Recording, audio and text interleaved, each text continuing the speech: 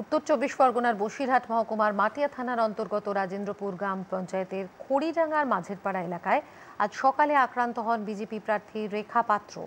এলাকায় দুষ্কৃতীদের হাতে আক্রান্ত বিজেপি কর্মী কালিদাস বাসারের বাড়িতে রেখা পাত্র গেলে তাকে ঘিরে প্রথমে বিক্ষোভ দেখানো হয় ও পরে তৃণমূল কংগ্রেসের কর্মী সমর্থকরা তার উপর হামলা চালায় বলে অভিযোগ। আক্রান্ত বিজেপি কর্মীকে দেখতে এসে তৃণমূল কংগ্রেসের কড়া সমালোচনা করেন রেখা পাত্র। এরপরই তাকে ঘিরে বিক্ষোভ দেখাতে থাকে স্থানীয়রা। এলাকার বাসিন্দারা রেখা পাত্রকে ঘিরে লাঠিসোঁটা নিয়ে বিক্ষোভ দেখাতে থাকেন।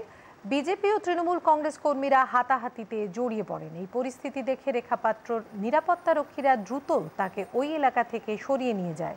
তখন এলাকার ক্ষিপ্ত মানুষরা লাঠিসোঁটা নিয়ে রেখা পাত্রের গাড়ির দিকে ছুটে যায় এবং পাথরের গাড়ি লক্ষ্য করে ইট ছোড়ে।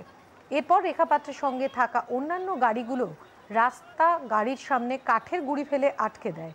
এই ঘটনায় রেখা পাত্র, অর্চনা মজুমদার সহ আরও 2 বিজেপি কর্মী আহত হয়েছেন।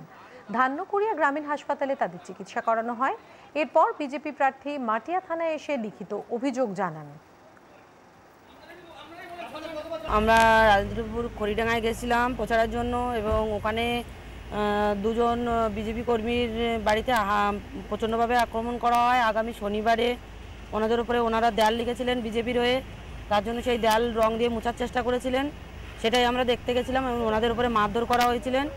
তারপরে যাওয়ার পরে ওখানে টিএমসির গুন্ডা বাহিনীরা ওখানকার যে পঞ্চায়েত প্রধান উনি বাজে ল্যাঙ্গুয়েজে আমাদেরকে গালাগালি করেন। আমরা চলে আসি তখন আমাদের আরও সদস্যরা ওখানে পৌঁছায়, তাদের উপরে হামলা করে এবং আমাদের গাড়িতে ইট মারেন। শুধুমাত্র ওনার যে পঞ্চায়েত প্রধান ওখানকার টিএমসি উনিই শুধু এইটাই করেছেন, ওনার ফ্যামিলিটাই এসে করেছেন। আদার্স আর কেউ আমাদের উপরে কোনো হাঙ্গামা করেননি, কারণ সাধারণ মানুষ পেছন থেকেই আমাদেরকে আশ্বাস দিয়েছেন আমরা আছি দিদি, চিন্তা নেই।